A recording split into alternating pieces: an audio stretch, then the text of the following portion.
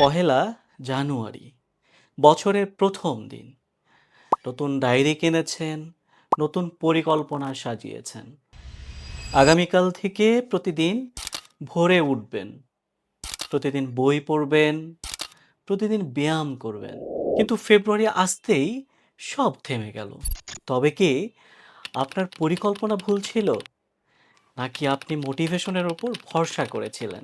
যে কাজটি বছরের শুরুতে অনেক উৎসাহ নিয়ে শুরু করেছিলেন, হঠাৎ করেই যেন সে কাজটি আর ভালো লাগলো না।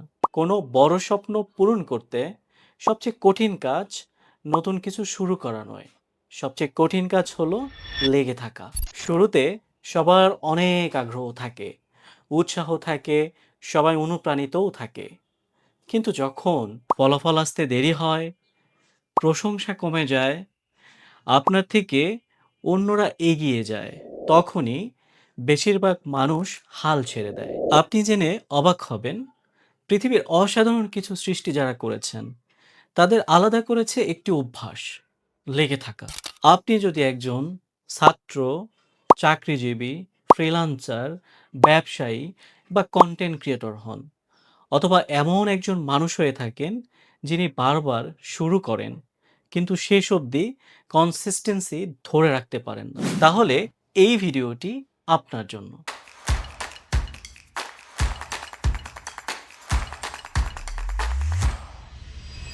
হ্যালো এভরিওয়ান, আসসালামু আলাইকুম।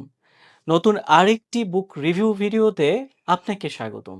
আজ আমার হাতে আছে খ্যাতিমান অনুবাদক মাসুদ শরীফের অনুবাদকৃত বই লেগে থাকুন। এটি বিশ্বখ্যাত লেখক ও শিল্পী অস্টিন ক্লেওনের লেখা দারুণ একটি বই, কিপ গোয়িং এর বাংলা অনুবাদ। বইটি প্রকাশ করেছে সত্যায়ন প্রকাশন। বইটিতে লেখক 10টি লেসনের মাধ্যমে আলোচনা করেছেন কিভাবে দীর্ঘ সময় সৃজনশীল থাকা যায়। আজকে আমি বইটির গুরুত্বপূর্ণ ও প্রভাবশালী 5টি পয়েন্ট আপনাদের সাথে শেয়ার করব। চলুন শুরু করা যাক।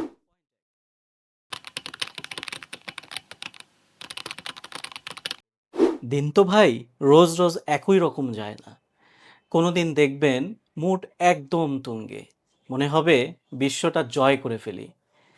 আবার কোনোদিন মনে হবে ধুর ছাই, আমাকে দিয়ে কিচ্ছু হবে না। এই ওঠানামার মধ্যে রুটিন জিনিসটা হলো লাইফ জ্যাকেটের মতো।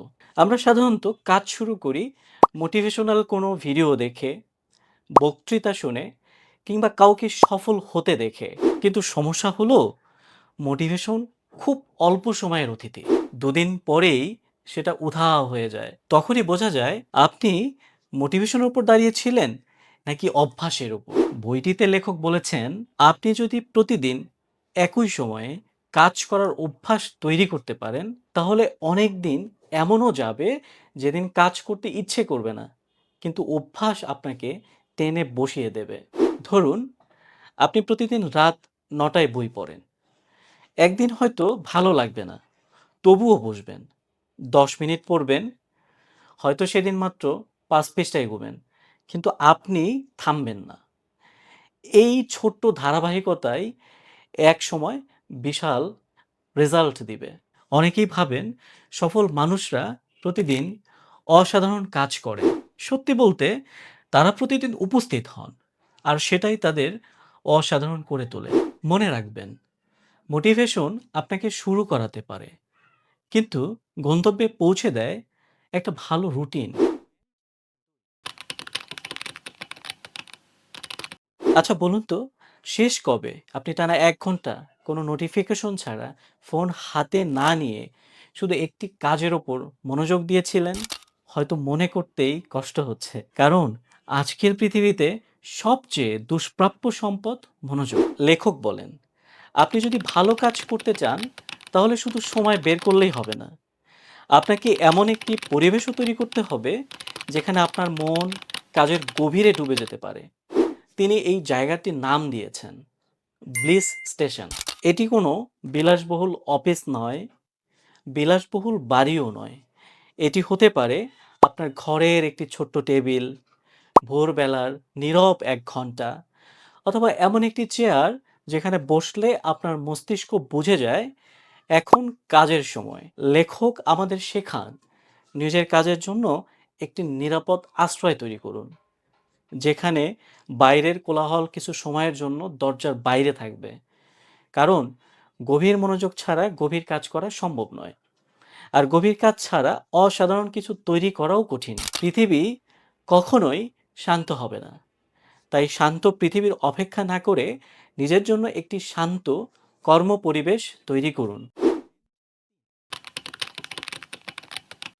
একবার ভেবে দেখুন, কত মানুষকে আপনি বলতে শুনেছেন, আমি একটি বই লিখব, আমি ইউটিউব শুরু করব, আমি ব্যবসা করব।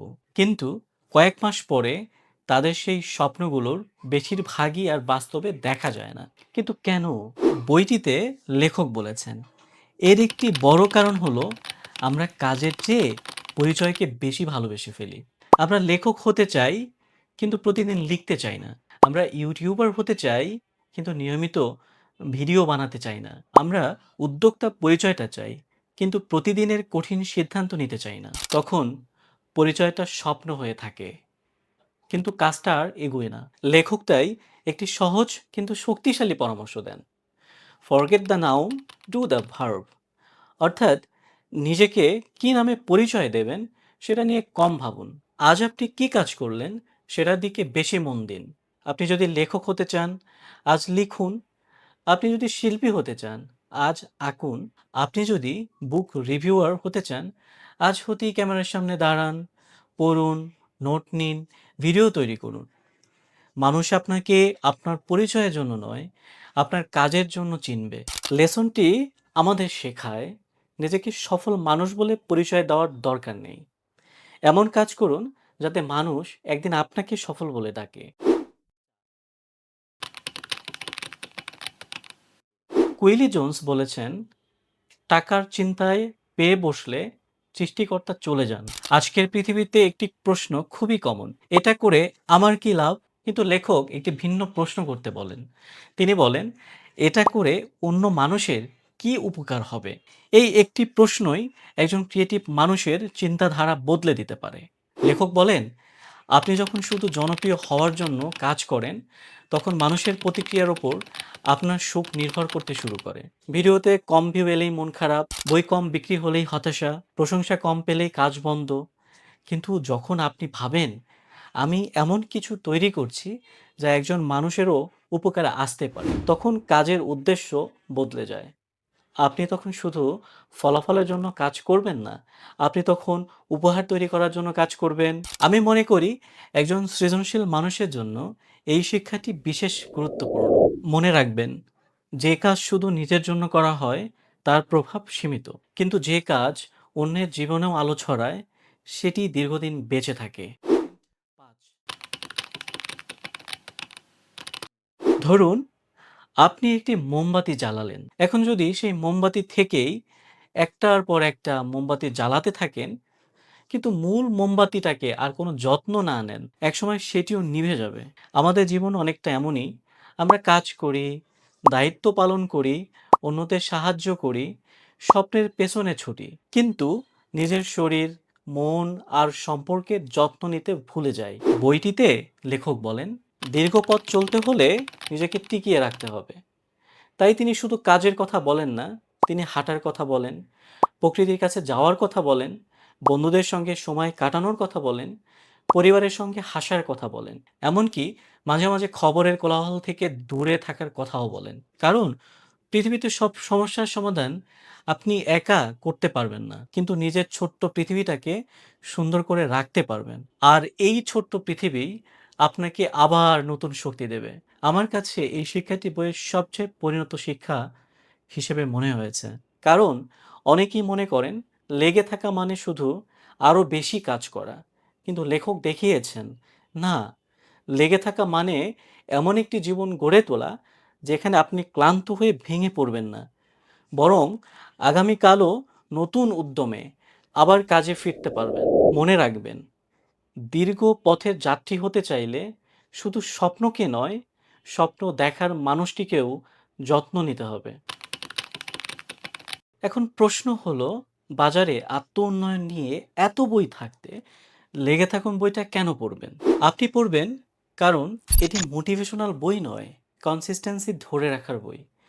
বইটির প্রতিটি আলোচনা বাস্তবসম্মত। এটা বারবার পড়ার মতো বই। বইটির ভাষা অত্যন্ত সহজ ও জীবন্ত। সৃজনশীলতা ধরে রাখার জন্য বইটি অনেক সহযোগিতা করবে।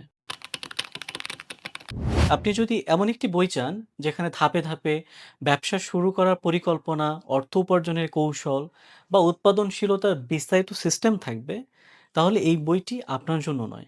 আপনি যদি গভীর গবেষণা ভিত্তিক মনোবিজ্ঞান বা আচরণ বিজ্ঞান পড়তে পছন্দ করেন, তাহলে বইটি আপনার কাছে কিছুটা হালকা লাগতে পারে। যারা খুব দ্রুত ফলাফল চান, তাদের কাছে বইটি ধীর গতির মনে হতে পারে, কেননা বইটি বারবার একটি কথায় মনে করিয়ে দেয়, ধীরে এগোনো সমস্যা নয়, থেমে যাওয়াই সমস্যা। শেষ করার আগে আপনাকে একটি প্রশ্ন করতে চাই। ৫ বছর পরে আপনি কেমন মানুষ হতে চান? একজন মানুষ যিনি অসংখ্য পরিকল্পনা করেছিলেন কিন্তু মাঝপথে থেমে গিয়েছিলেন? নাকি এমন একজন মানুষ যিনি প্রতিদিন অল্প অল্প করে এগিয়ে গিয়ে একসময় অসাধারণ কিছু তৈরি করেছেন? মনে রাখবেন, বড় সাফল্য কোনো একদিনের বিস্ময় নয়, এটি হাজারো সাধারণ দিনের যোগফল। আপনি আজ যা করছেন, আগামী ৫ বছর পর আপনার জীবন অনেকটাই তার প্রতিফলন হবে। তাই অনুপ্রেরণার অপেক্ষা না করে আজ থেকেই আপনার কাজ শুরু করুন। আর যদি শুরু করে থাকেন, তাহলে লেগে থাকুন। কারণ শেষ পর্যন্ত জয়ী হয় সেই মানুষটি যিনি শেষ পর্যন্ত হাল ছাড়েন না। ভিডিওটি ভালো লাগলে লাইক দিবেন, উপকারী মনে হলে শেয়ার দিয়ে অন্যকে দেখার সুযোগ করে দিবেন। এমন ভিডিও প্রতি সপ্তাহে পেতে ফলো দিয়ে পাশে থাকবেন। ভালো থাকবেন। দেখা হবে পরবর্তী ভিডিওতে আরেকটি অসাধারণ বইয়ের গল্প, শিক্ষা ও রিভিউ নিয়ে।